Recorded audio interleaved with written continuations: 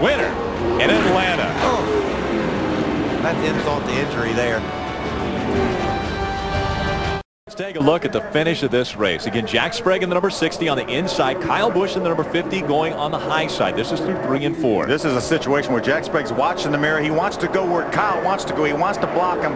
Unfortunately, lost control of his truck, slid up into Kyle, pushed Kyle in the wall, but Kyle, as he said, never let off the throttle, drove it to the start-finish line to get the victory.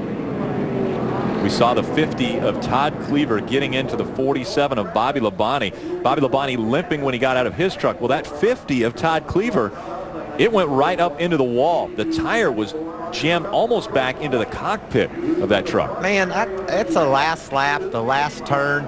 Jack Sprague didn't spin anybody out on purpose. He was just trying to hold a guy off. The guy squeezed in a hole that he didn't think that he could get in, and I think Kyle should be happy he won the race, but he shouldn't be mad at Jack. Jack's just doing all he can to get to the finish. Kyle would have done the same thing if he was on old tires and Jack came along on fresh tires. Kyle's going to try to keep him behind him. That's what Jack was doing. He's just wandering up the hill a little bit. A lot. Then they made a little contact. That's really what looks like it got Jack sideways. Then he makes contact with Bobby Labonte. Bobby makes some pretty hard contact with the outside wall. And then here comes a real shot. You see Todd Cleaver, the 50 truck, the white truck, makes awfully hard contact right in the door of Bobby Labonte. Here comes David Starr. He makes some contact with the front of the 47 of Bobby Labonte.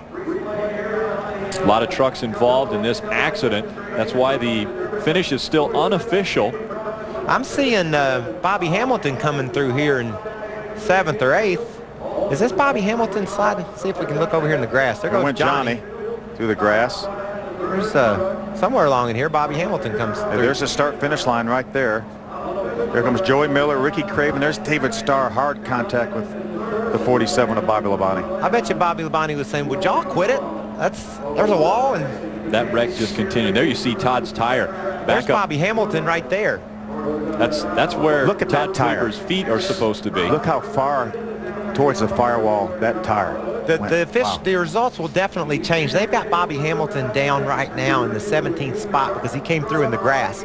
But he actually finished probably about 8th or 9th, maybe even 7th. And NASCAR will review the tape here. They have a camera right at the start-finish line on the inside of the racetrack, inside the pit wall, and they will be able to look all the way across to the outside wall, and they'll be able to determine who came across when. Hamilton's probably going to be about 7th or 8th. Let's ride along. This is Bobby Labonte in the 47. Hold your line, low, straight ahead. There's a wall. Now listen.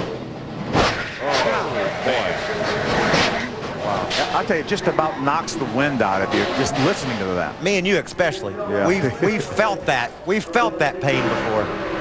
Here comes David Starr. Keep coming, stay low, stay low, stay low, stay low, stay low, stay low. Keep coming, stay low. Oh, nowhere to go. Yeah, he wanted to stay low, but it looked like the 38 of Brandon Witt was right beside him, so David didn't have a whole lot of choice. He wanted to get to the start-finish line.